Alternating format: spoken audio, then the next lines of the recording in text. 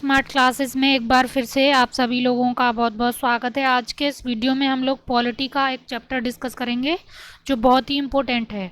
ये एक्ट से संबंधित चैप्टर है जिसमें पुराने जो है अंग्रेज़ों के समय में जो चार्टर एक्ट हैं या कुछ और अन्य अधिनियम हैं वो अंग्रेज़ों के द्वारा लाए गए, उनसे बहुत ही महत्वपूर्ण एमसीक्यू बनते हैं पेपर में। तो किसी भी पेपर में यहाँ से सवाल ज़रूर आता है, तो ये एक्ट पढ़ना बहुत ज़रूरी है। तो जो इम्पोर्टेंट फैक्ट हैं, जो इम्पोर्टेंट चीज़ें हैं उनमें से ही मैंने ये सारे एमसीक्यू बनाए हैं। तो मैंने खुद से ये सारे एमसीक्यू बनाए हैं, तो आप वीडियो को पूरा ज़रूर देखें और चैनल को सब्सक्राइब भी कर लें। तो चलिए वीडियो शुरू करते हैं। तो आज का पहला प्रश्न है, 1774 में स्थापित की गई उच्चतम न्यायालय के मुख्य न्यायाधीश कौन थे? देखिए 1773 में एक रेगुलेटिंग एक्ट आता है अंग्रेज़ों की तरफ से कंपनी के कानूनों को रेगुलेट करने के लिए।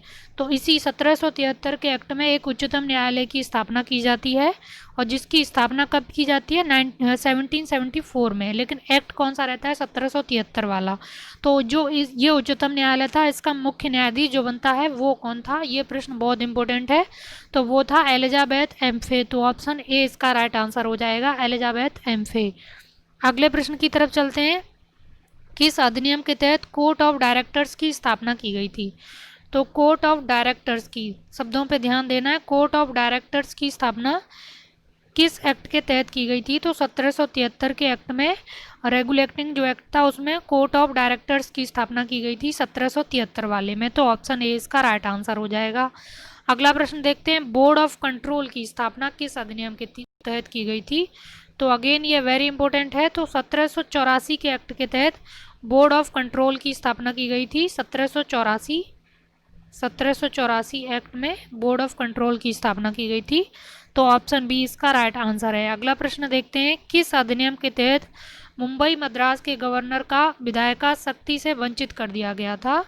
यानी जो मुंबई और मद्रास के जो गवर्नर थे उनको अपनी लेजिस्लेटिव जो पावर थी लेजिस्लेचर वाली, तो उनसे इनको वंचित कर दिया गया। तो वो एक्ट कौन सा था? तो ये था 1833 का। तो 1833 के एक्ट में मद्रास और बम्बई के गवर्नर जनरल की जो शक्तियाँ थीं विधायिका संबंधी, तो उनको बंगाल के गवर्नर जनरल को ही दे दिया गया था। तो यहाँ से सवाल इस टाइप से भी बन सकता है कभी कि जो किस अधिनियम के तहत सारी शक्तियों को केंद्रीकृत किया गया, क्योंकि मुंबई और मद्रास से छीन के बंगाल को दे दी जा रही हैं। तो यह है ऑप्शन बी, 1833। अगला प्रश्न है, ईस्ट इंडिया कंपनी की एक व्यापारिक निकाय के रूप में की जाने वाली गतिविधियों को समाप्त कर दिया गया था कब? तो किस अधिनियम में व्यापारिक गतिविधियों को समाप्त कर दिया गया था? कंपनी एक प्रशासनिक निकाय बन गई उसके बाद।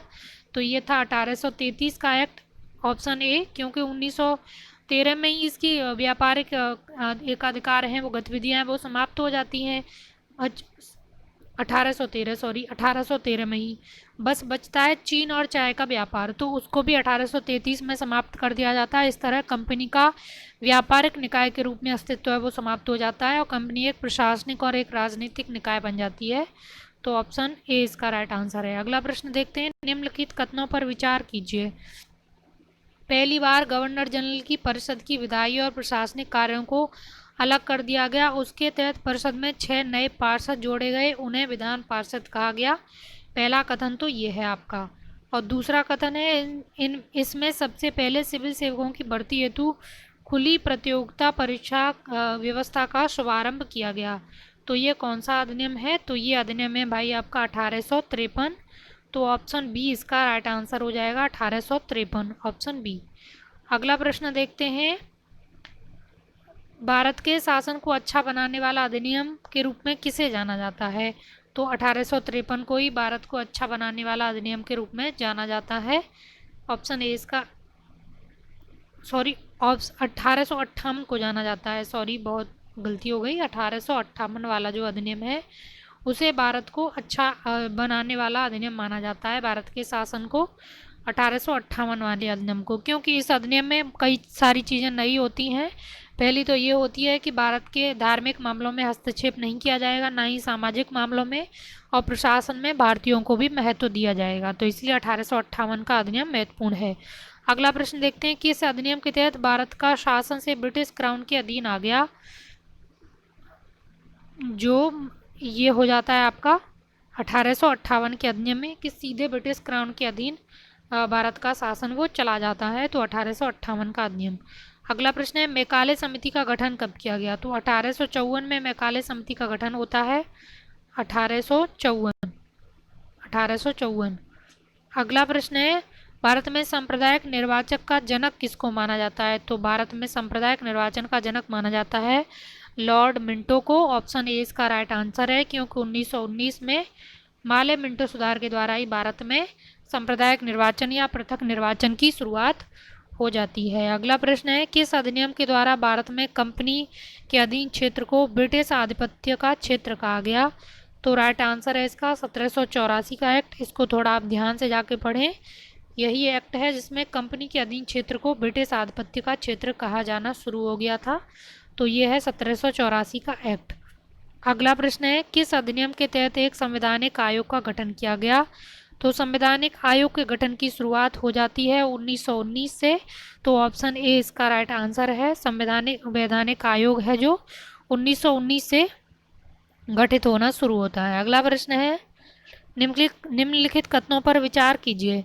केंद्र में द्वैध शासन प्रणाली का प्रारंभ किस अधिनियम के तहत किया गया था और संघीय न्यायालय की स्थापना का प्रावधान किसने किया गया? तो ये दो चीज़ें हैं। कौन से अधिनियम की इसमें बात हो रही है? तो ये 1935 के अधिनियम की बात हो रही है। केंद्र में द्वैध शासन प्रणाली शुरू होती है 1935 के अधिनियम में और संघीय न्यायालय की स्थापना भी इसी में होती है।